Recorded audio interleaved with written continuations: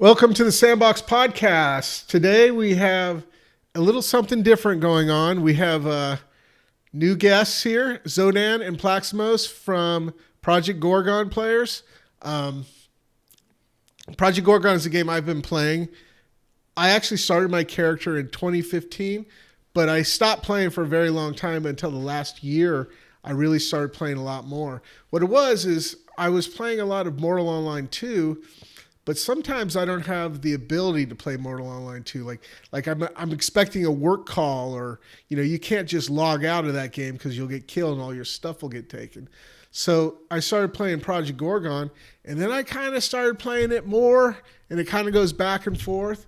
But it's a great game, and I noticed there wasn't a lot of coverage of it, like on YouTube or podcasts or anything like that. So I kept looking for something. I figured, hey, we'll just create it ourselves. So with that, Plaximos and I were talking, and let's just do it. And he brought Zodan on. So basically, Plaximos, you want to tell me about how you got started in the game and kind of what you like about the game? Yeah, so I came from Project Gorgon after playing old school RuneScape for so many years. I was a hardcore RuneScape player, and I was attracted to RuneScape by all the different kinds of 23 skills that you can level. There's all sorts of skills from crafting to wood crafting to magic to prayer. And I just got burned out playing RuneScape, and I was trying to find a similar game that I could really like get myself connected to, that was more of like an old school kind of game, but at the same time had all these skill systems. And I stumbled upon Project Gorgon, and actually stumbled upon Project Gorgon when it originally came out on Steam in 2018. And I've just been playing Project Gorgon on and off since. But originally, when I started playing Project Gorgon, I started off with fire magic and animal handling. And I dived around with that a bit, and somehow I became a druid and found out you could become an animal, and I found out you could be a spider druid, and I've been a spider druid ever since, and that's pretty much been my main build in Project Gorgon. But I'm just attracted to all the different kinds of skills. I mean, there's over 20 some combat skills, including the animal skills, and they all have their own. They all can go to level 80 and beyond, and there's all sorts of trade skills and other miscellaneous skills. And I was just really attracted to the skill based systems because RuneScape has a lot of skills. This game has a lot of skills, and I was attracted to basically the old school systems that are in this game. I like being able to actually find people in the world and group up for dungeons or group up for events. And Uh-oh, I just he froze. there's so much stuff in Project on it. Okay, we lost that last little bit, but so one of the things I don't think people realize is when you first jump into the game, you notice the graphics are a little bit, subpar compared to other games, but I don't think people realize how deep the game actually goes. There's so many skills. Like the other day, you were showing me a skill that I didn't even know existed. Like 3 different skills I didn't know existed. They kind of are awesome. Like breeding bees, and I guess you'll eventually be able to breed other tameable pets. But right now it's just bees. And then the ability to, I guess it's auto dictation. I'm probably saying that wrong. Yeah, autodidactism. Yeah, if you're a VIP player in Project Gorgon, you can do autodidactism, where essentially you can level up other skills in the game. It's only small amounts of experience, like 1 or 2 levels or so. But if you're a VIP player, you can participate in that. But what's cool is if you're not a VIP player, you can get calligraphy to 50 and actually write the books for VIP players to use to do autodidactism. And that's really cool because you can make a lot of money off that if you level up your calligraphy skill and you're like a master writer. Yeah, it's interesting. But that's just one of many. There's like calligraphy, candle making. But the funny thing is like that sounds really lame, calligraphy or candle making in an MMO. but they all tie to other things. They tie to buffing your character with certain weapons, and they tie to different things. Zodan, could you do the same? Could you kind of tell us how you got started and how you play and what you like about the game? Yeah, I actually, so I first found there's a friend of mine. I have this buddy of mine who's like really into like scouring the deep web for like just random games, and he introduced this game to me back in like 2012 before there was even a playable version of it, and I was a forum stalker for a while there, and then finally when they had a test build in 2013, I jumped into it. So I've been playing the game. Wow, it's been like 10 years off and Oh on. wow. My most of my game time though is during the Steam launch. Anything before that, it's just very off and on. I think the thing that attracts me the most to this game is that it reminds me a lot of older games like Star Wars Galaxies. I used to play a ton of Star Wars Galaxies. I've played EverQuest, both one and two. There's a lot of systems in this game that just remind me of like the similar skilling systems in Star Wars Galaxies, where you have the freedom to build your character the way you want to build your character, and the same thing for EverQuest is more of a theme park game, but you still had skills like weapon skills that you had to train and different stuff like that. So I think the freedom and flexibility to play the way you want to play is probably one of the most unique aspects to this game. Shoot, I don't think there's another game out there that allows you to be like all the animals that Plaximos mentioned. I'm not an animal player myself, but I think it's really awesome that they actually have that in the game. Yeah, at first I thought it was kind of a gimmicky thing, but the animal classes are pretty cool. They got a lot. There's a lot of different builds you can do with them. One of the things I noticed, I was a fox for a while, and the problem with the fox is no one would talk to you unless you go to like where Plaxmos lives, in Animal Town. But I had a hard time. You definitely kind of want to get leveled a little bit before you turn into an animal, I think. Would you say? Oh yeah. You definitely want to. There's a lot of NPCs in the game, and that's one aspect of the game that's actually quite important. And maybe newer players don't fully understand, like favoring up NPCs, doing quests. You can't do that with a lot of them if you're an animal, especially in the starter towns. I'm really hoping maybe sometime in the future that they do something about that, because it's really difficult to jump into a game that you know nothing about, and then say an opportunity presents itself where you just happen to stumble upon, like a potion, for instance, that turns you into a pig or a deer or whatever, and you're like, ooh, what does this do? And then boom, you're a deer or a pig. Yeah. You're pretty much screwed unless another player helps you at that point. So maybe they'll add, I don't know, some addition to the starter areas that are more centered for people who want to kind of pursue that type of gameplay. But yeah. Yeah, so you play a hardcore character. Now, I've gotten gear, like as you get to higher levels, you get gear that says hardcore only, and I'm like, okay, well, what does that mean? I know you play hardcore exclusively, correct? Yeah, I play hardcore exclusively. I actually also recently created an alt character, and he's a deathcore character. So that's going to be interesting. I've yet to really dive into that a whole much. There's not a huge difference between the two. Really, the only difference is the deathcore character you cannot resurrect at all. Period. You have to wait for someone to come basically resurrect you. Oh, that's rough. Yeah, So what yeah, is yeah. hardcore though? What does hardcore mean? When you die, what happens?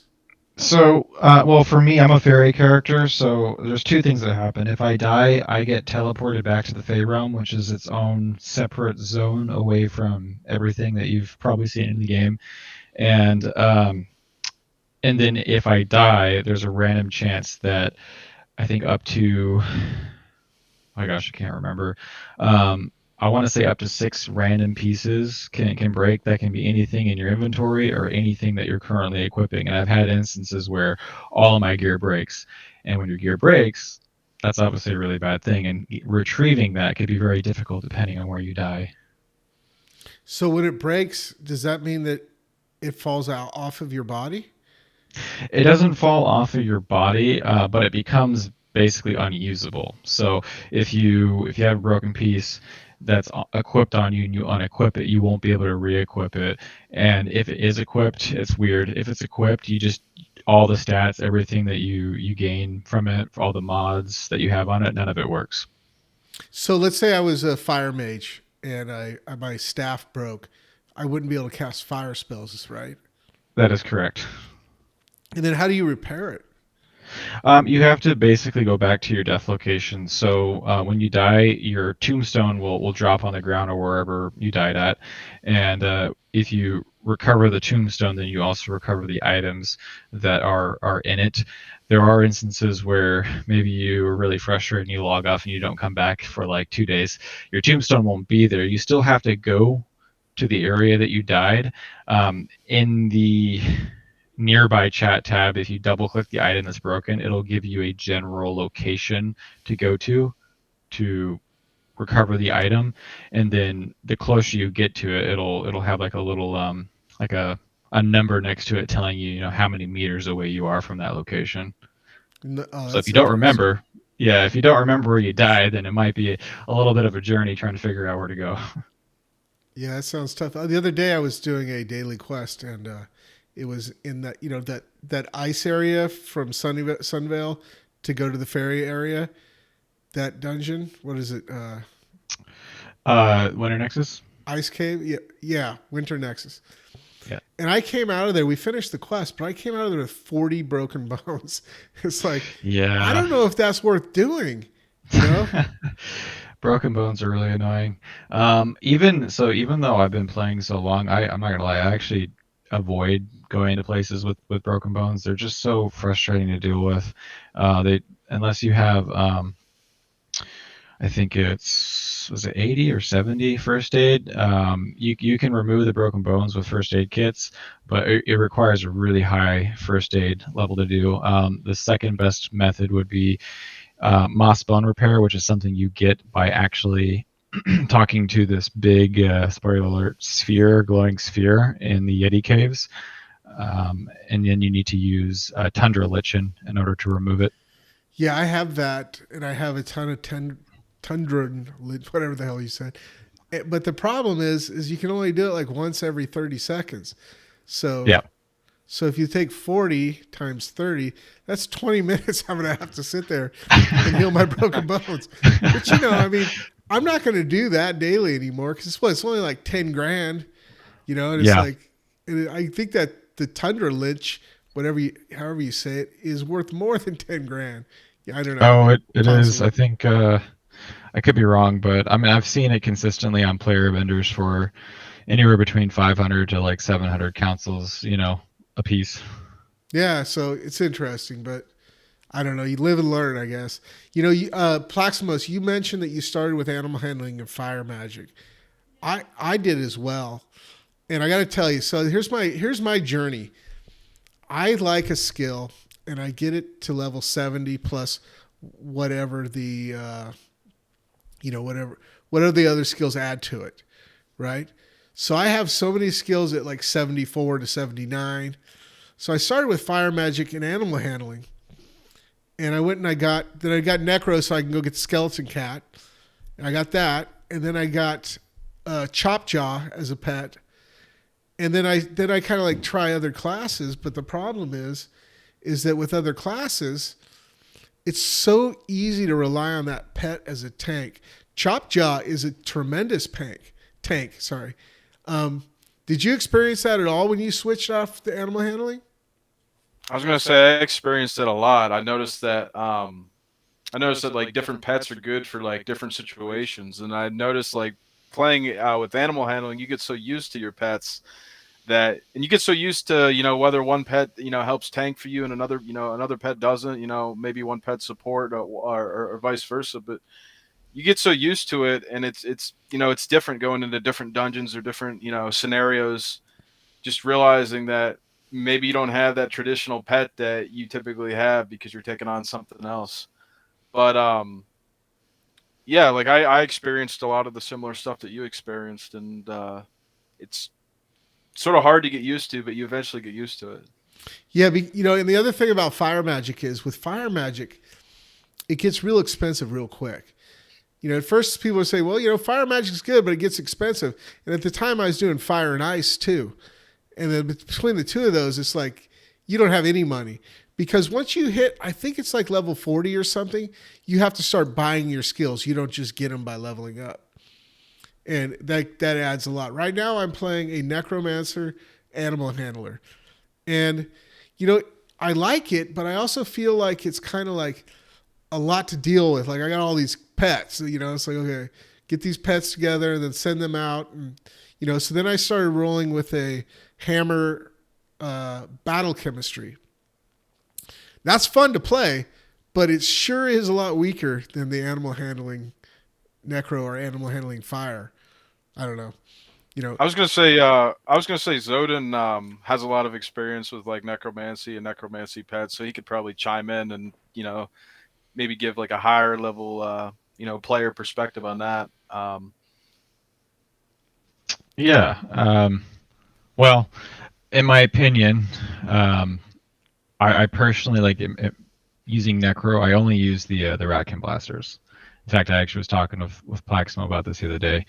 So the archers are really good. They do a lot of damage, but the problem with the archers is that if you're in a situation where there's multiple mobs around you, and for some reason your archer starts getting attacked by one of those mobs, that archer will continually move further and further away to try and get away from that archer because they have to be a certain distance in order to fire their bow. And that right, creates so they can problems. back into another swarm of mobs.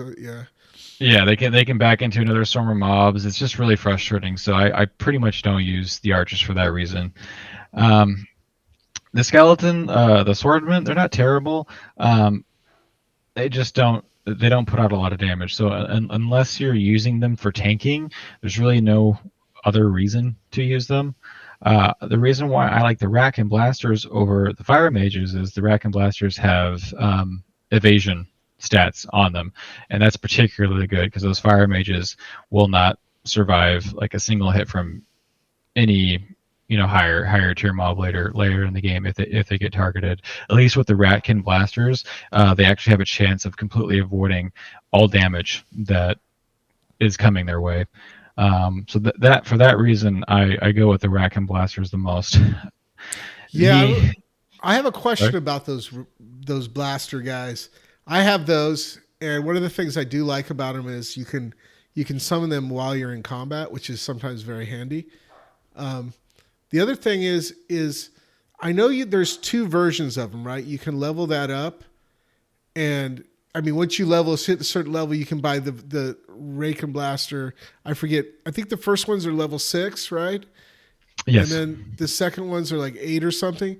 Now, is the Rakin Blasters, those guys, I'm not sure if I'm saying that right. Are those, so if I have those level 6, but now I've unlocked Mage 7, which is better? Like, is the Mage 7 better? Do I roll with the mages for a while until I get the upgrade to the blasters? Well, I would say it depends on what your build's like. So your pets will take on so the mages do fire damage. So if you have like mods, for instance, that boost fire damage, then obviously go with the mages. The Ratkins do electricity damage, and every build that I've played with a necromancer has either been centered around electricity damage. So I just go with the Ratkin for that reason. Or darkness, or whatever else that's in the necromancy kit. So it really kind of boils down to what mods you have on your gear and what makes more sense. So again, fire damage or electricity damage. Do you have anything that boosts one or the other? If so, your pets will benefit from that. So that's why I was rolling with the skeleton fighters, because my Sikkim on my pet does, weakness to slashing damage, and that's what they have, swords. So it was working out pretty well, but I don't know. I'm mixing it up a little bit. What is your other skill? So I've I'm really weird because like I don't like to explore more than one build on one character. I prefer to have like a character for one specific thing. So on my main character, my hardcore character, I've been an Ice Knife Mage for years. In fact, before they released Fairy, I had another character that I since then have deleted where that one was a Ice Knife Mage, and I re-rolled that character when the fairy came out because fairies they start out with ice magic and they start out with knife fighting, and both skills get their own unique abilities because I'm playing the fairy race. Gotcha. So Yeah, and I you're was so I my fairy I have a, it comes with ice and like a few things.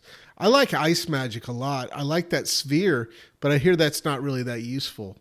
So the sphere is like a spell you cast, and it casts a sphere. I'm trying to talk to people who don't know the game. Are you That talking kind about of the follows. pet? Yeah.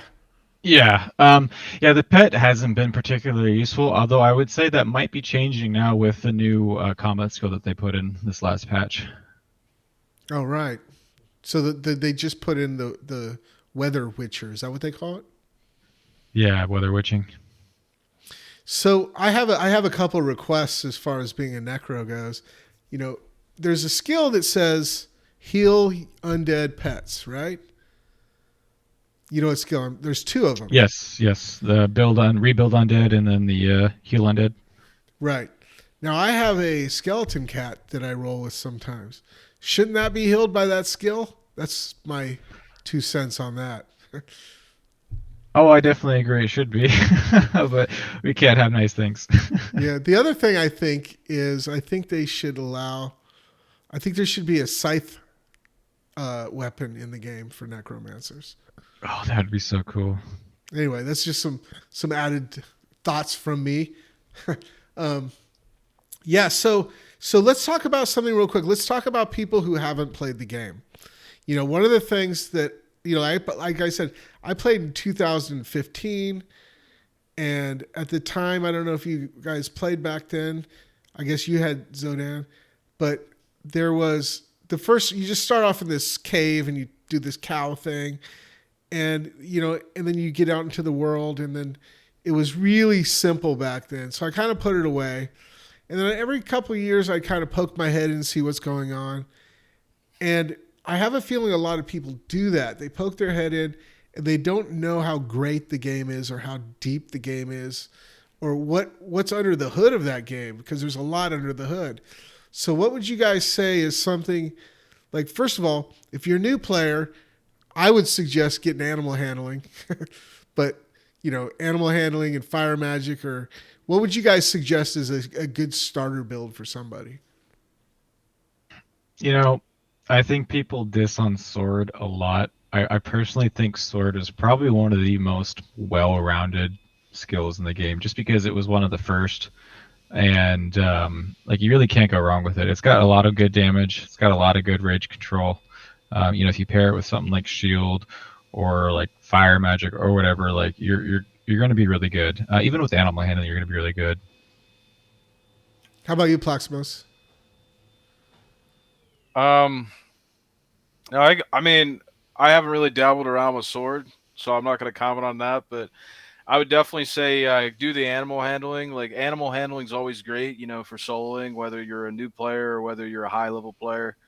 Um, and like I said, like fire magic is good. Like he was saying, you could also maybe pair it together with sword, or pair it together with maybe like mentalism. Because like mentalism, you get that in Serbial, and mentalism is like pretty strong, not just for like buffing yourself and buffing others, but it also does like electricity damage. So like that could be like something viable that you could throw together. But even though fire magic is expensive and does get expensive later on, like being able to learn that in Serbial at like such a low level, even if you have to gather like materials to research spells, I mean it's just so powerful. Like you can't like really like not pick that up. Yeah, I agree. And the other thing is if you ever start and you want to do a necro, you can always just say in general chat, "Hey, someone help me unlock necro," and anyone will help you do it. It's one thing about the game is there's always people willing to help out. There's times where I just ask, hey, I want to, I'll pay for someone to cure my lice, in the game, not in real life. Just to make sure we're clear on that. And so I will say there's a player in my guild, Gills Pro. He's like one of the leaders in our guild. He does he tanks now, but like originally, like for the longest time, he picked up fire magic and Servio and also picked up mentalism. And he was fire magic mentalism all the way to level 80 and beyond. And that was his main build, the only build that he did. And he was doing like some of the highest like DPS in dungeons. So like it goes to show you that you can literally pick up 2 skills that are in Serbio, like the low level starting areas, and just stick with them all the way to level 80. yeah, I would say, yeah. It's just so hard. The animal, like the first 50 levels with animal handling, so easy. Well, seems easy. Okay, what about so let's talk let's talk about the patch that just happened. So the patch that just happened changed a few things, right? I logged in. There's a couple things that seem different, but I haven't played a lot since the patch.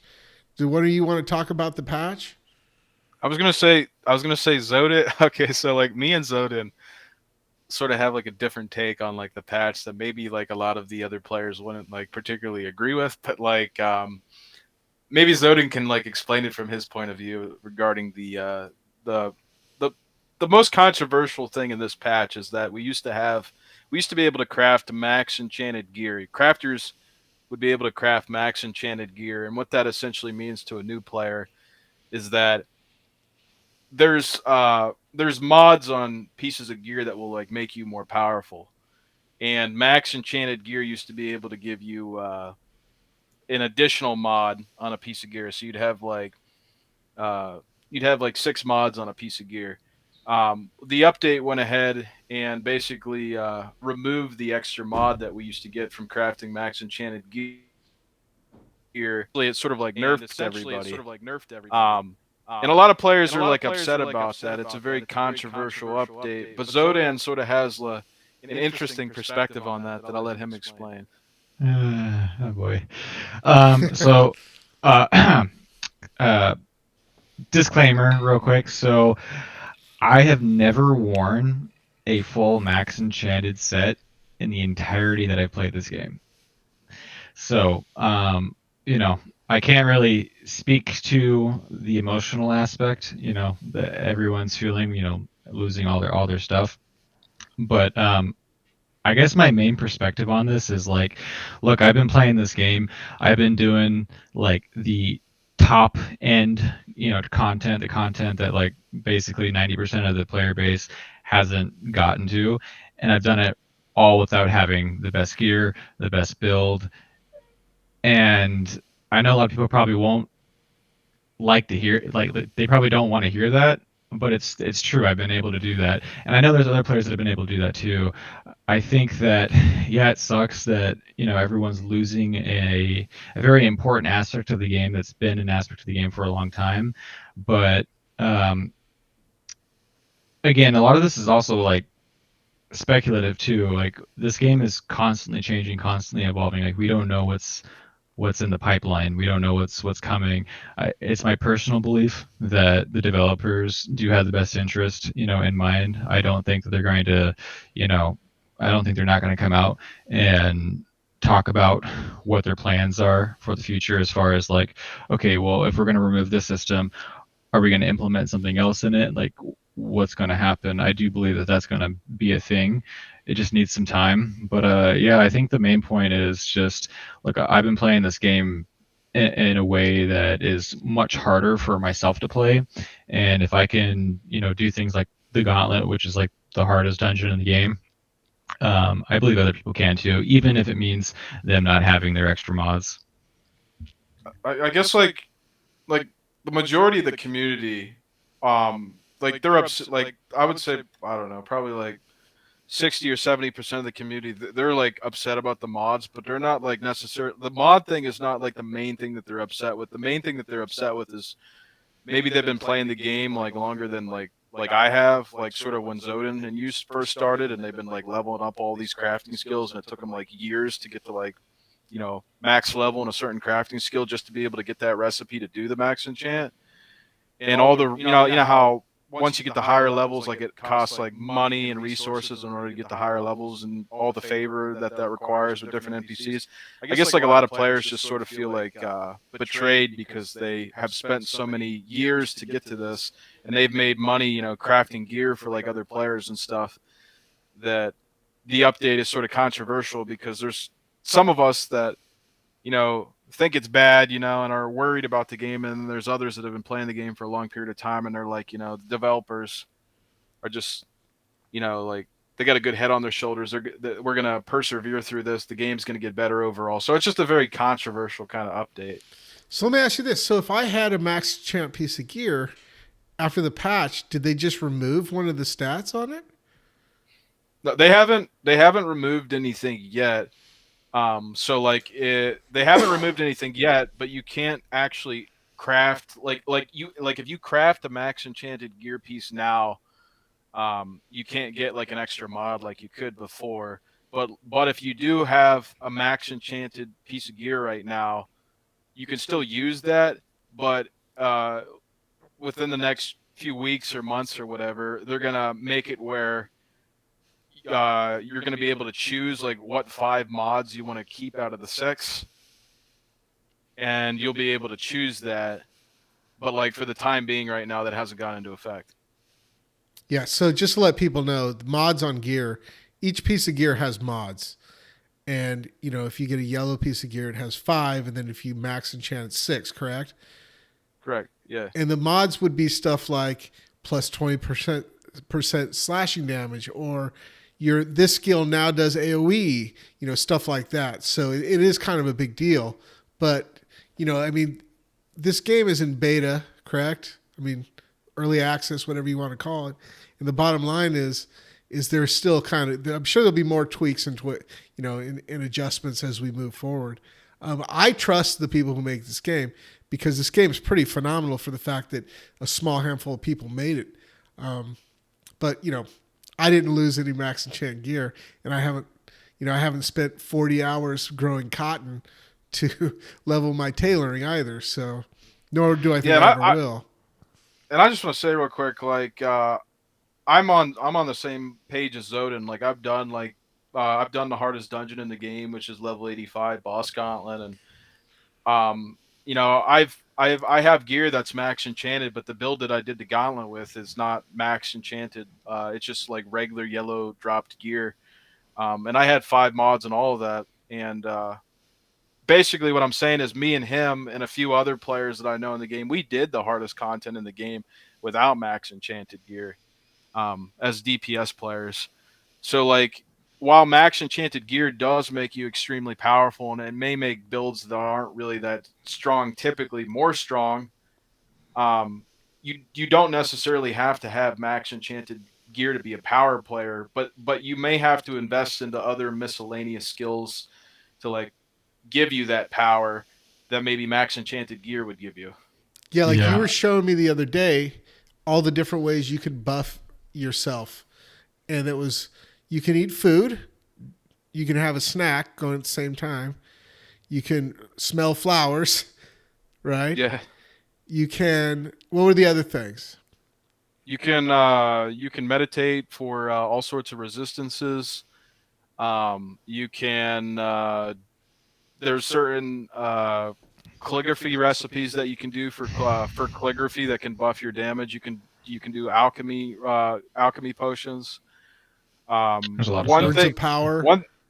Words of power. One thing that a lot of people don't really like think about too much is like brewing is like really powerful in this game. Like if you get in and you become like a master brewer in this game, or you buy brews from other people, like you can make alcohol in this game that can buff your combat, that can buff your crafting, that can make you faster.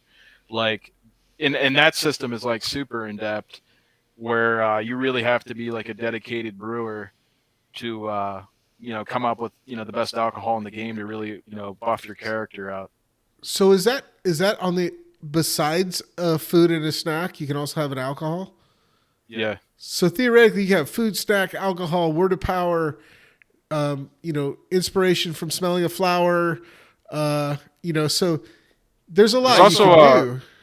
there's also candle making too. You can go into candle making, and candle making, like if you're doing like a nature damage build, you can you can smell a candle, Yeah. and it's like 1%, 2%, 3%, all the way up to like 6 or 7% if you were just doing a nature damage build.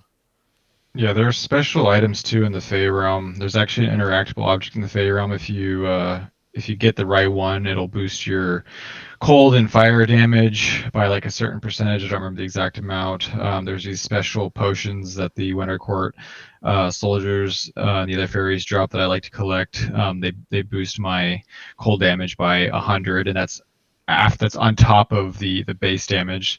So if you have like a bunch of mods that increase your cold damage by a percent amount, it just really makes you extremely powerful.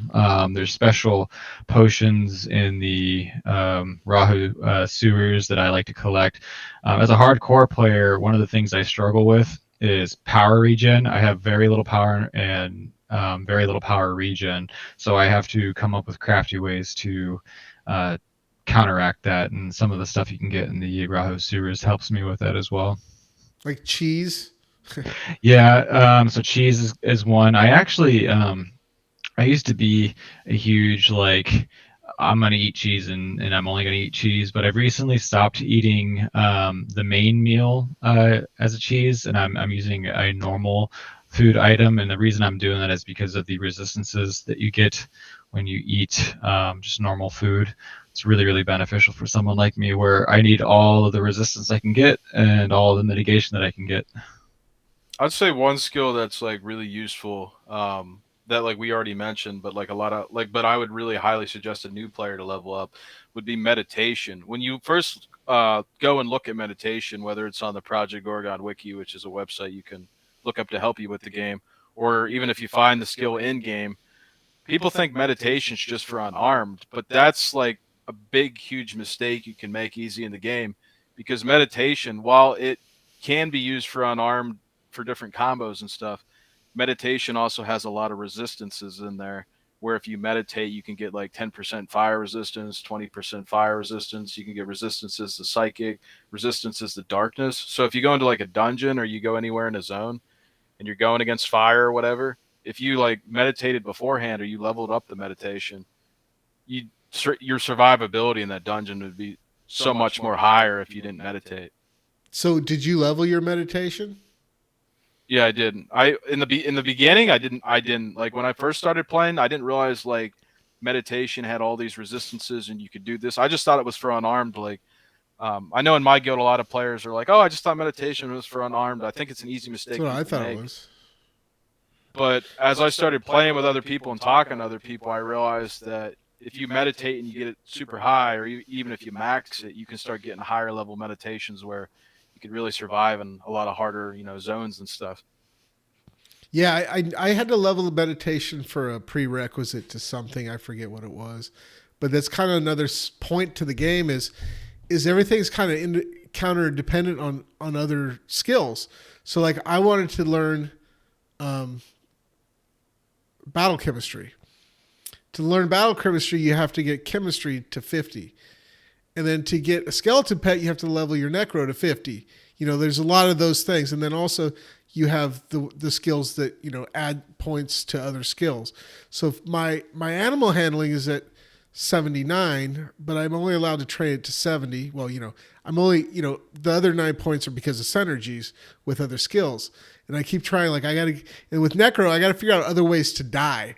So dying is a skill level. You say, well, what good is that? Well, for a necromancer, if my dying is, let's see, I guess 50 maybe, let's just say, I don't remember the exact number, then my necromancy gains a skill level. So if I'm at my max of 80 for necromancy and I get my dying up to 50, then I can be 81. Is 80 the highest level of gear?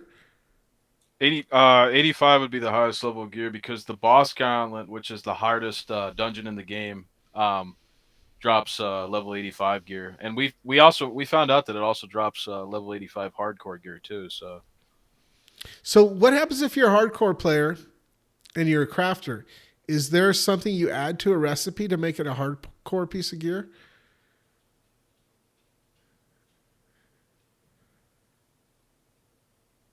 Zodan?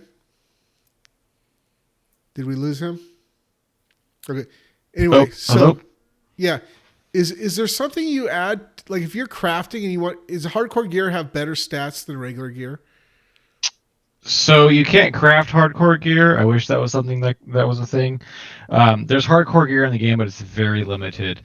In fact, there's really only one option that you have available to you, and that's what I wear. I could, if I wanted to, I could wear crafted gear. In fact, crafted gear is lightning years better than what I'm wearing. But my entire build, I created this build centered around the idea of surviving, and this armor that I wear helps with that, as well as everything else that I've kind of put together with my build. So is the picture we're seeing of you your character? That's one of my characters. It's not the hardcore one. Okay, The one you're gotcha. seeing is a Deathcore character, though. Yeah, I didn't even know that existed. You know, I'm He kind looks of. like. I was gonna say he looks like that guy from Star Wars. That character, you know, there's a Jedi guy from Star Wars. That the mask is what I'm talking about. Yeah, I know you're talking. That's pretty cool gear because there's a lot of gear in this game that looks like you're ice dancing or something.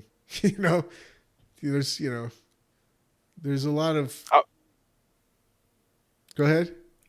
I was gonna say, aside from the controversial thing that we talked about with like the max enchanted gear in this update and everything, I guess another thing that's sort of interesting about this update is we got like Weather Witcher, and Weather Witcher we found out is like a strong skill, but it's like more of like it's a strong skill, but it's like more of a utility skill. And what I mean by that is like it's sort of hard to like solo as a Weather Witcher because the abilities for Weather Witcher are like channeled, meaning if you get hit, you can't do the ability, you can't summon the tornado that you use. That's one of the abilities. So with like Weather Witcher, like it works out really well if you're like in a party and you're all the way in the back and other people are fighting in front of you. That way you can do the channeled abilities. You can like summon the tornado or you can do your abilities because if you get hit, it knocks you out of the ability. You can't do the ability. Yeah, I was doing a Bard Druid build for a while, and that's what I didn't really like about the Bard because it's that way too. If you have to move or if you get hit, you stop playing. My guild has been nice enough to appease my inability to make decisions on a class. And they've crafted me a lot of sets of gear, and I appreciate that from them. But I think that my goal next is to, it's 400 gold, whatever council, to get above level 70, and I think that's my next goal. Unfortunately, I have to do it twice. So yeah, and I was gonna say I people that have been playing this game or even new people coming in, I just like to say that going from 1 to 50, you don't have to pay anything, but once you hit 50, that's where you have to actually pay in like big money to unlock the next 10 levels, from 50 to 60, 60 to 70, and 70 to 80. So it does actually get pretty pricey, spending money and getting favor to these people. So definitely play around with a lot of skills that you want to under 50, and then once you get to the 50 part, definitely sort of start to decide like what skills would I want to take the higher levels because it's going to get more, it's going to cost more, and there's going to be more favor and stuff that you have to do. yeah, sure. That's why I have like so many skills to 50. I actually to get to 60 isn't that much money. I mean, it's money, but it's just above, like the 70. I don't know. Anyway, I'm having a great time with the game. I hope more people learn, find it and play it. The world seems very populated. I don't know how many people are playing it, but there's never a lack of people to do stuff with. And there was one time where I was in the sewers and I got killed by that snake guy, the snake taming guy. You know what I'm talking about? Yeah, Narahu sewers. Yeah, and then he gave me some. So when you fight a boss, so most of the time there's not a lot of death consequences unless you're playing hardcore. But when you fight a boss, and if you lose to the boss, you get cursed. And you can't get rid of that curse unless you kill that boss eventually. So I was cursed with, I took extra poison damage. And the only person I could kill to get rid of that curse was the guy who uses poison. So it was kind of a pain in the ass, but I just said into the general chat, hey, can someone help me kill this guy? 3 people ran over real quick and we killed him. And that's kind of like, there's always someone to help. There's always somebody to run something with, it seems like. So as far as the population goes, I think it's, whatever the population is, I think it's just fine. Would you guys agree with that? Yeah, I think when people look at Steam charts that are like new to Project Gorgon, when they look at the Steam charts and they see like maybe like 130 or 200 people online, and they wonder, they're like, is this game dead? What they don't realize is that like the way the zones are, it's a lot smaller than maybe say something like an EverQuest where the zones are like massive, you know. So even if there's like 130 or 200 people on, the way the game is designed, it seems a lot more bigger, um, and interacting with other people seems more alive than like most AAA MMOs. And I think that has a lot to do with the dedicated and wholesome community. But aside from that, I wouldn't let the Steam charts dehinder anyone, because this game feels more alive than most AAA MMOs that I've played. It have hundreds of thousands of people. And I just feel like Yeah. the community is very like welcoming and accepting of new people, no matter how old you are, no matter your sex, like whatever. I just feel like it's just a wholesome community of people that love old school MMOs. Yeah, I Agreed. agree with that. I think the other thing to kind of add to that, the game's designed in a way where you're constantly going back and forth. Like you're always going to have a need to go to Serbial. Serbial is one of the quote unquote newbie zones in the game. You're always going to be going back and forth, and that's really neat. A lot of games, like modern games like EverQuest, World of Warcraft, Final Fantasy, you have like your player hubs where that's where everyone's at. They don't go to the old content because the old content is the old content. In this game, nothing's really old. There's always a need to go back to a different zone for whatever reason, that might be. And I really like that about that game. It really makes it feel alive. Makes it feel like everything has a purpose. Whereas these newer games, once you've exhausted the content in one zone, you're off to the next, and that's it. You just keep going until you get to the end. Yeah, I I agree. also I think think go ahead, sorry. I just want to say real quick. I think the developer actually like participating in the game and having like community like events, whether it's like the poetry jam, which if people don't know is a poetry jam that's been going on for, I don't know, like since this game's existence, like 10 or 11 years ago, where there's like a jam every Saturday. Every Saturday in the afternoon, American time, 2 p.m. Eastern. You have to figure out what time that is for you, but all the dancers, musicians, and poets gather for like buffing, for combat, crafting buffs. So if you're into Star Wars Galaxies, that'd be right up your alley. But I think like having events like that happening in Serbia all the time gives a reason for players to return back to Serbia. So like you're always returning to like newer zones, whereas in most modern games, all the players are typically at like higher zones, never going to the newer zones. So I think the developers like encouraging people to go back to newer zones to participate in things really makes you constantly always being engaged with, events or people. I think the only zone that I typically don't go to anymore is Cerebral Hills. Like I don't really have a reason to go there, but all the other zones I constantly go to. I don't know how much time I've spent in the Goblin Dungeon. I would say there's a big percentage of my gameplay that have happened there, because every time you level something, where do you level? You level in the goblins, right? Well, I do. And then the ice cave, ice tower. That's my other big spot. I know. I was gonna say, I was gonna say with the recent update, it seems like the developers like sort of getting away from that. Because I know that like now when you like level because of the recent patch, you have to be like within 5 levels to like gain experience. So like if you're like level 70 and you want to get to level 80 and you want to go to Goblin, you're not going to gain experience from going to Goblin Dungeon now because it has to be within 5 levels. So like with that recent update change, now we have to actually go to zones or content which It's is within, viable. Yeah. yeah, to even gain That's So exciting. experience.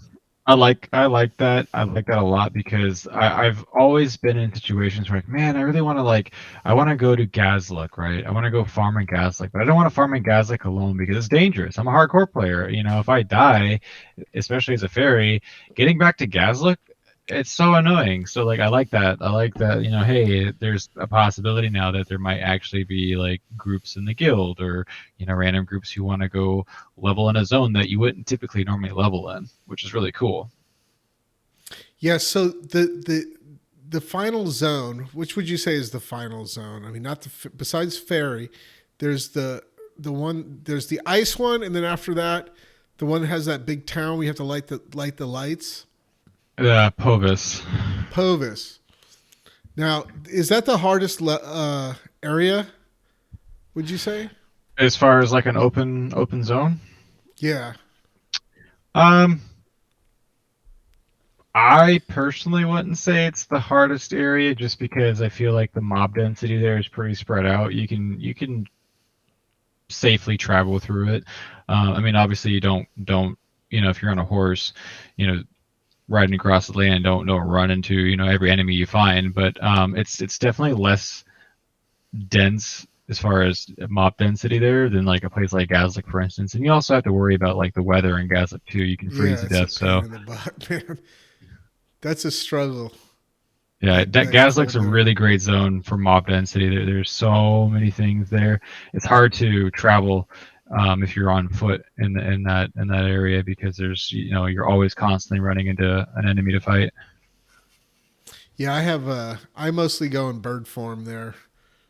Fly to the spots I need to fly to, because once you get inside well, for me being a non-hardcore player, once you get inside the caves, then if you die, you're just right there at the cave and you can just keep fighting. Whereas if you're in the open world, then you have to go all the way back and then hopefully you have some firewood or something. I don't know. I Yeah, need I to was get gonna some say, cold weather gear. when players start playing this game, one thing that I would like to say is like when players start playing this game, obviously like work on your like favor, and work on your like storage with different NPCs, but realize that this game will get progressively hard as you progress. And I don't necessarily mean with like favor or storage because that's already hard regardless, but with environmental effects like we're talking about, like by the time you get to like level 35 or 40 and you're going into Kerr Mountains, that whole entire zone is just a cold zone. And if you don't have resistances to ice, or you didn't level up carpentry to like be able to make a campfire, you're going to run into some serious problems because the content from then only gets harder. Because eventually you'll get to Gazlik, which is level 70, and that's 10 times worse than Kerr. So I always tell players like just be expected, um, for the unexpected. Like try to build your character in a way where you focus on the favor and the storage in the beginning, but realize that you're going to face environmental resistances like later on. That's going to add on to the pain and struggle that you're already experiencing from the favor and the storage. Yeah, and that's something. That's a point that I don't think I realized when I first started playing is that I don't need to gain favor with this person because I don't care about those skills he's selling. But you do if he's got storage, because storage gets tight at the beginning. And then as you do quests for these folks, you gain favor. And as you get, or you can give them gifts and gain favor. As you gain favor, their 20 slot storage turns into 40, turns into 60. And once you get that going, you're like, okay, now I got to figure out where was my food stuff. Oh wait, so I have a little sheet that tells me where my gear is, because it's scattered all over the place. Yeah, there's a lot to the game for sure. Let me check my notes here real quick. If there's anything you guys want to add. I think we should quickly go over synergy levels because we were talking about getting bonuses and skills, and I feel like someone that's new to the game probably won't understand what we're Yeah, talking for about. sure. Go for it. You wanna cover that, Zodin? Yeah. So basically, as of right now, this could change. Synergy levels. Let's like ice magic, for instance. I'm an ice mage. So in order to get a synergy level, I need to level another skill to basically, essentially get a bonus level in ice. And for the time being, those skills, I can't list them all, but they're all listed on the wiki. They're just an arbitrary skill that the developer has chosen to choose as a synergy skill. The max level, tentatively, is supposed to be 100, and the intent is that every single combat skill in the game is supposed to have 25 synergy skill levels. Now, that could change in the future. We don't know. There could be other systems implemented later on that you would have to do to get a synergy skill, but as of right now, it just involves leveling multiple different skills in order to get a bonus and whatever combat skill you're trying to get. Yeah, and I would like to add too that like the highest trainers in the game, like in the in-game zones, will teach you from level 70 to 80 skill abilities as well as skill unlocks. And the reason why getting that bonus level is essential as of now, aside from what he was talking about, is that level 85 gear will drop from the level 85 dungeon. And in order to wear the gear, you got to be level 85. So you need those bonus levels to get to level 85. That's Yeah. true. So on my animal handler, I have 9 bonus levels because they're super easy. But some of the skills at this point, at least, don't have that many. So it's kind of, I guess they got to flesh that out so that it's fair across the board. Yeah. So like for animal handling, you get things that are related to animal skills. You know, gives you extra levels. It's very handy. But you still got to buy the skills. So I guess they're It planning to go is. to 100 is what you're saying though, right? 100 is supposed to be max level, and then there's supposed to be 25 synergy levels for every skill. So I guess 90 to 100 is going to be a million gold or a million council, right? Do you think that's what that's what the cost I don't will be? know. Maybe some people are speculating it's going to be 5 million. Oh my goodness. Hey, while How much we're gold do I you was gonna guys have? It Wait, fluctuates. let me ask you this. What's the most you've ever had? I think the most I've ever had was close to 9 mil. Holy smokes. Yeah, I was gonna say mine is sort of. I mean, like mine is sort of around there too. I mean, you gotta understand. Like, I just clocked in on 7,000 hours of Project Gorgon on Steam the other day. But you got to keep in mind this is over on and off since 2018. But I've probably accumulated like 10 mil or more. But there's people that have more hours than I do, more money than I do. I'm just glad that like I was able to achieve something in this game. A lot of Yeah. my money goes towards food. I'm one of those players where I don't really like to craft, and so I support the game by supporting the player economy. Yeah, no, I agree. I mean, right now I've been pretty much a mooch on my guild as far as gear goes. I go, I'm going to level, when I first started, I'm going to level all these skills. I was like, no, that's a lot. First of all, if I had unlimited storage, maybe, but it's like, tell me if this ever happened to you. Your bags are full. You say, I'm never going to need that item. I'm going to drop that so I can pick this up. 5 minutes later, that's like the item you need. It's like you don't think some of these items are useful, but it seems like every time you throw something away, that's exactly what you're going to need an hour from now. So it's really painful to throw stuff away. Do you guys have a vendor stall? Yes, Yeah. I got a vendor stall. I Yeah. think it's helpful to have a vendor stall, especially if you're a higher level player, because a lot of these like materials that you go out in dungeons and you get. I mean, even people in my guild, like lower level players, I tell them get industry up to 25 and go open up a store because um, all the stuff that you're hoarding, all the stuff that you think is useless, you probably have millions that you could be making, and Yeah, you just don't know. like saltpeter, right? Like I remember when I was leveling my fire mage, saltpeter is one of the things you have to use to create spells. I'm not going to go over that. You guys understand that. Obviously, you've done it. but I was struggling to find saltpeter. Now I have a stack of like 200 in the bank. You know what I mean?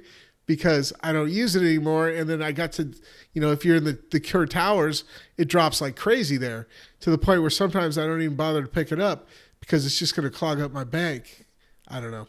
Yeah, like fire dust, strange dirt. I mean, like a stack of 99 like strange dirt, you can sell it for like I don't know, like 10 to 15K per stack.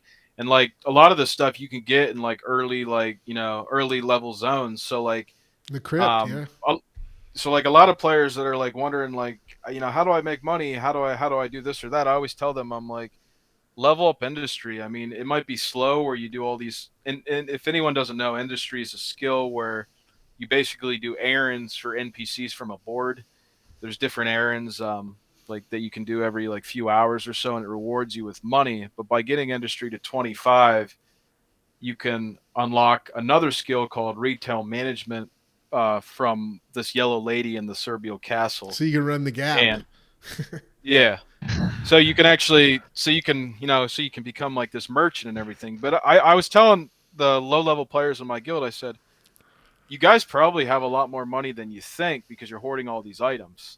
And if you unlock the store ability and you sell it back, you're gonna make a lot of money. Yep. Yeah. Yep.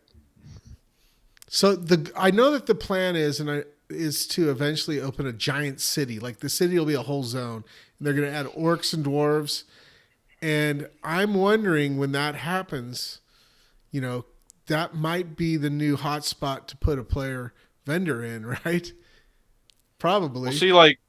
We'll see. Like we have the casino, which is like another like player hub for like mid to high level players. It's sort It of like also has Serbial. the best music in the game. Let me add that. It does have the best music. But there are vendors in the casino, but there's not that many compared to Serbia. I think the reason why, in my opinion, even when the new city gets added, I think the reason why people still hang out in Serbia is because, like Zodin was saying, you're always returning back to Serbia for something, whether it's like a community event that they're holding, or whether it's like some other skill or whatever. You're always going back to Serbia. I just think that's always where the stores are going to be, even when they add the city. Sure, there might be some high level player stores in the city, but I still think the vast majority of stores are going to be in Serbia. Well, you always have to stand on top of that well and dance once in a while, right? Yeah, I'd like Right. to add real quick, as far as like this is what I've done. This is not necessarily what you should do, but I remember when I first played the game, one of the things that overwhelmed me the most above everything else was just like all the items that I was getting. Um, I learned the hard way. I ended up actually getting rid of a lot of stuff, but looking back on it, I think a lot of players might not realize the value in just selling your stuff to like a vendor, for instance, especially if you have high favor with that vendor. You can make a lot of money maxing out all your vendors' councils. I think in Serbia alone, there's like something in the neighborhood of maybe 300,000, maybe plus councils you can earn just by selling stuff to vendors. If your intention is to play this game a lot, take advantage of that. I guarantee you, most players in this game aren't maxing their vendor councils out. That resets every week. So every week that you don't do that, you're missing out on a lot of money. Yeah. So what he's saying, just I don't know if new people would understand, is you can't sell. So if you sell to a vendor, they have a limited amount of money that they can pay you that resets after a week. And it starts off like 2,000. So you can only make 2,000 selling to that vendor. And then he's out of money for you. And then as you gain favor with him, that changes to 40,000, 50,000, whatever it is. And then so there's one vendor I sell to a lot. You know that vendor that guy that sells staff skills, right? You know which one, right? Yeah, As you're going into Altabule, right? That guy buys. Eltabule. Yeah. You know which one I mean? I forget his name. Yeah, Hogan. The trader. Yeah, so that guy, no, not Hogan. Anyway, whatever. That guy buys both weapons and jewelry. So I always sell to that guy, because it's convenient. Yeah, I was gonna yeah, say. I was gonna say there's so many NPCs and stuff in the game. Even after you played 7,000 hours or 5,000 hours or 1,000 hours, You lose track of everybody. I So let me heard ask you Steph this. and I was I like, got a okay. question I got a question. Hogan's Keep, right? Remember before they revamped that map, how you used to have to go to the other side, to get to Kerr, right? Yep. And now they moved it right behind the keep. But behind that door used to be a little dungeon. Remember? Yep. Where did they move that dungeon to? I believe it's still there. But it's the door. The door moved. I don't remember which side they put it on. Oh, okay. Yeah, it's still there, but like when you go there, it's really easy to like miss that dungeon because it's on like the side of the it's like sort of on the side of the castle and like not like a way that's like noticeable if you're just like trying to go back there and you've been there. So I was telling like new people in my guild, I said just keep looking around the castle, you'll find it. It's there. Like the door is there. It's not the magical door is there. Yeah, I think you have to do some quests to get in there. I forget what it was. Or once you get in there, I forget. There's so many quests and so many people want stuff. Like I said, it's as soon as you start throwing away your silver spoons, the next thing you know, you need your silver spoon. You know what I mean? I was gonna say I know people may start this game off different. Maybe they'll go from a crafting element, or they'll go from a combat element, or whatever. Because I know people in this game that completely went the crafting side of things, never did any combat, never want to do any combat, and that's all they ever did.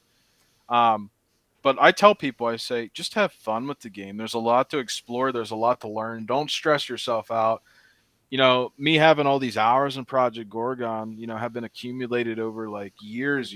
So like with that being said, like every day I was just logging on, exploring, talking to people, adding them to my friends list, doing group content, doing solo content. And just over a period of time, you get to learn things. So like don't like burn yourself out. Don't have like some like overall goal in your mind. Just have fun. It's a playground. Live in It the takes you world, back right? to like yeah, it takes you back to maybe when you were like a kid and there were less things you had to like worry about. You just wanted to explore and bring it all in. And that's the kind of mindset I think that people should have when they play this game because there's a lot of stuff to learn in this game, and you don't want to burn yourself out. Yeah. So anyway, so let me just say, so we did this podcast. This is the first one. This was pretty informal, just kind of, getting it out there. What we plan to do in the future is have other people on who have specific knowledge, I guess, for the game. Also, I'd like to sometime maybe get a group together and do a video of like some content that somebody finds interesting, or if anyone has any perspectives that they'd like to share, leave a comment below. I'm not going to say subscribe and all that garbage. I give a shit about that. Basically, this is kind of a podcast for people who are interested in the game. It's not a podcast to get clicks or anything. So, like I said, I didn't see any podcasts or a lot of videos on the game. So I figured, hey, let's just do our own, right? So if anyone has anything to add, I apologize if the sound of the video is kind of a little iffy. We're knocking the kinks out of this thing. So any final words for you guys? I guess honestly, all I would say is anyone that's watching this video, feel free to just like ask questions, add comments, post feedback.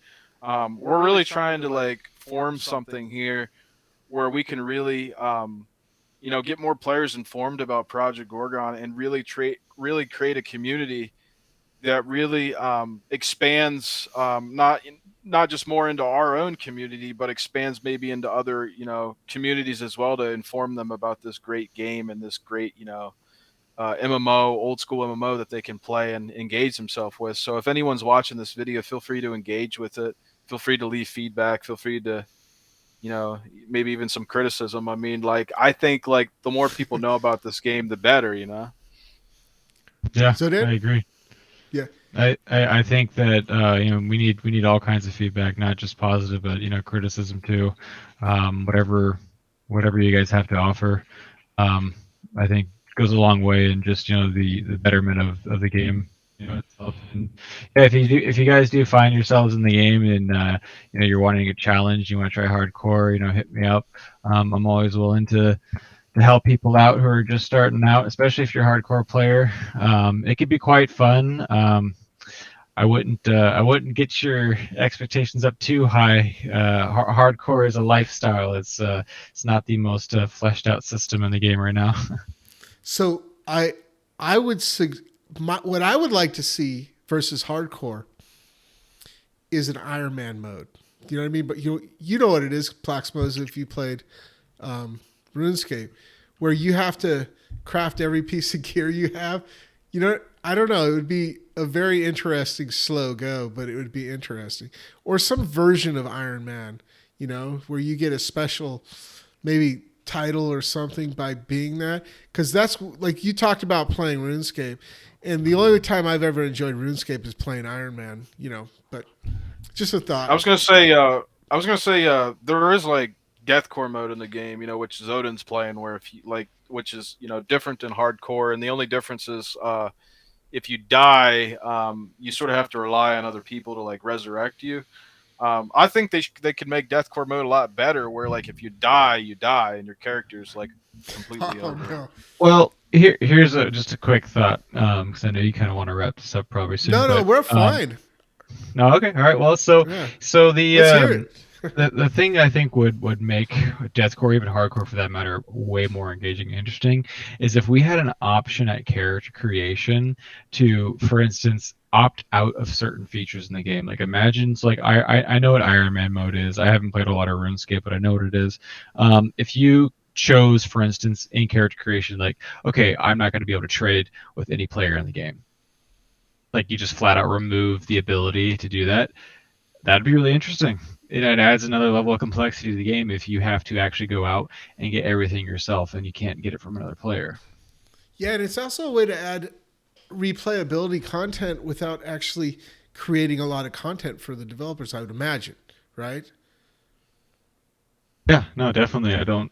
I imagine it would just be a line of code somewhere where they add an option for that. I know you can.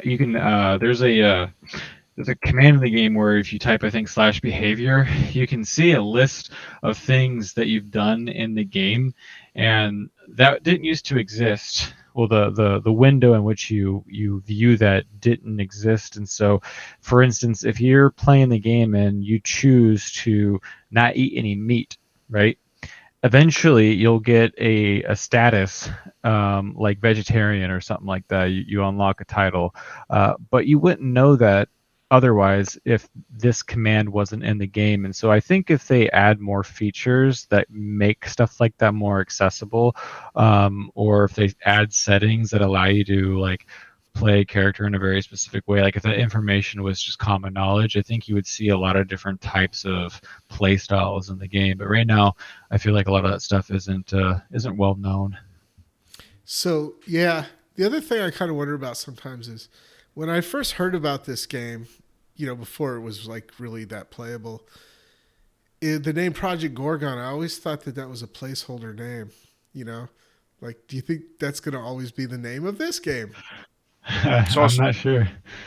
So essentially, I don't know how true this is, but like I heard this from a secondhand source that when Saitan was making this MMO, he had attempted to make other like MMOs in the past, or and they all sort of didn't come to fruition. And Project Gorgon, how they sort of stumbled upon that is you know Gorgon starts with a G, right? All the games that he tried to sort of make into an MMO going down the alphabet, A B C D E F. Okay, Gorgon is like the attempt that finally like came to fruition, that finally like worked. It finally got the money through the Kickstarter and everything. And that's pretty incredible. That's pretty incredible because like this game, it's been, in concept, ever since like 2010 or 2011 or 2012. And it's been on Steam since 2018. So regardless of like the negativity that this game gets or the positivity, Satan has been working on this game for over 10 years. And that's why there's so much stuff in the game. And I think it's pretty impressive to see that the community has been dedicated for over 10 years, you know? I always wonder if I ever bought the game. I mean, I've bought it for my son and I bought it for friends, but I think when I first started playing it was free. Was it? Do you remember that, Zodan? Yeah, it was completely free to play at one point. There was an open play test. I don't remember how long that was available for, but there were periods of at a time where you couldn't play the game, like they had the servers closed for whatever reason. It wasn't open 24/7. I can't recall exactly what years or what time frames were like back then, but yeah, the game was free. And I do believe that there were old forum posts where they discussed the monetization plans for the game, and I do remember that was one of the very first controversial things that people, that really like rubbed people the wrong way. A lot of people got used to playing the game, and they didn't want to have to like buy it when it went over to Steam. And yeah, this game, not to beat a dead horse or anything, but like with this recent update and the controversy around that, I don't think that it's not new. I think this game is going to continue to change. I don't think that the changes are going to ultimately make a difference long term as far as like the player base. It's constantly evolving, and I think that it's constantly evolving for the better. Yeah, I Yeah. think I think the game is constantly evolving, and it's constantly evolving for the better. I played when VIP was released, and man, there were all sorts of amounts of players that like went to the Steam page and like bombarded it, and it was really bad. Like there's people that didn't even understand the VIP going and saying this is pay to win, this is pay to win, and essentially all VIP really is you get like extra characters. Like you have four characters that you can have, but if you were a VIP, you could have up to 8 characters if you want to make alts. And also, like, you get the auto-detactism skill, but the way that auto-detactism skill works, you, like, hang out with an NPC, and you gain, like, a few levels after a few days. It's not, like, a lot of experience, but it's mainly meant for, like, alts if they want to get, like... Well, you can't even. There's a limited. That NPC, I don't remember his name. There's a limited amount of skills you can even level to begin with. You can't level any skill that you want. You have to actually get a book from a player, which means you have to find a player that has what is it called? Forgot the skill that lets you write books. Not calligraphy. No, you need calligraphy in order to write the books. I don't remember the name of the skill, but it's nonfiction writing. Nonfiction writing, that's it. Yeah, so you need to find a player who can write you a nonfiction writing book. But first that player also has to have calligraphy in order to do that, and they have to have the skill that you want, and they have to write that book for you. And I don't think I could be wrong, but I only know one person that's actually gone out of their way to get their nonfiction writing up, and I only know one person. I don't think there's anyone else. That's what's kind of cool about the game too, because there's some skills or some that only maybe one or two people on the whole server has gone deep in, and I think that's kind of cool. Yeah, like you can find your niche. Yeah. Yeah, like talking about skills that going really deep into. I think like we were talking about animal handling earlier. I think like the whole like breeding aspect. There's like like I showed you, one-on-one, there's like genetics, and it's like this in-depth, like high school, like genetics, sort of class, hopefully in the future, maybe we can get some actual like in-depth like breeders on this podcast, that can talk about the genetics and how in-depth that system is. Yeah. Because I haven't even messed around with that. I'm interested to see that. And I want to do it eventually, but I want to wait until you can do it with cats, because I think they're going to eventually add that in horses. When I bought like one of the founder packs that came with like horses and I don't know, stuff that's not out yet. I think you can breed wolves maybe or something later on. I forget. But yeah, I'm interested in seeing that because it's deep. It's like really deep. Like it's like scratch your head. Like, and you were showing me some of these people who do it.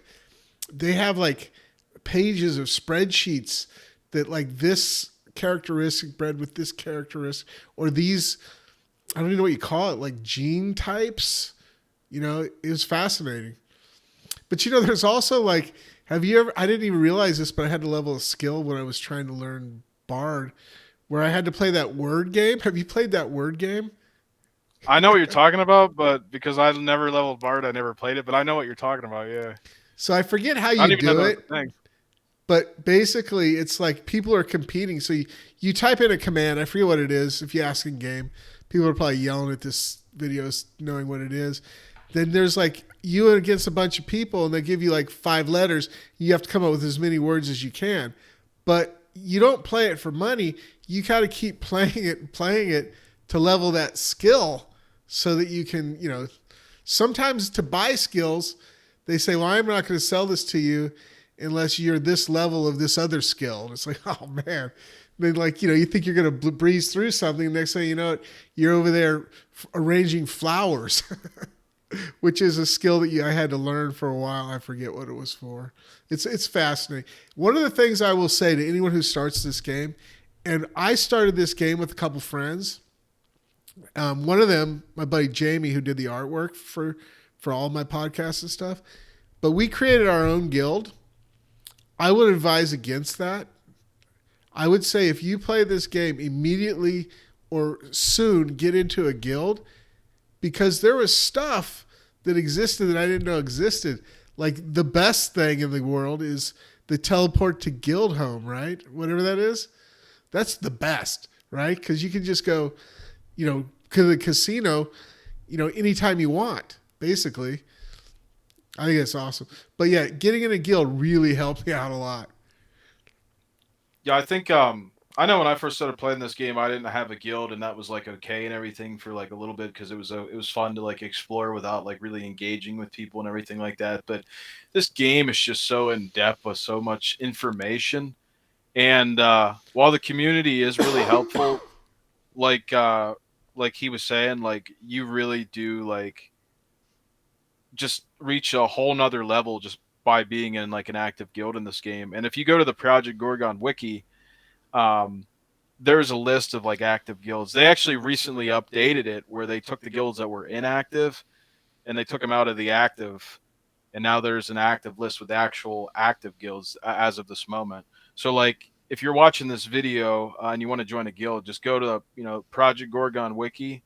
You know, just type it into Google, go to that, and just click on guilds and see which guilds are active and read about them. And there's Discord pages listed there, and you can interact with them and see if you know they fit your personality.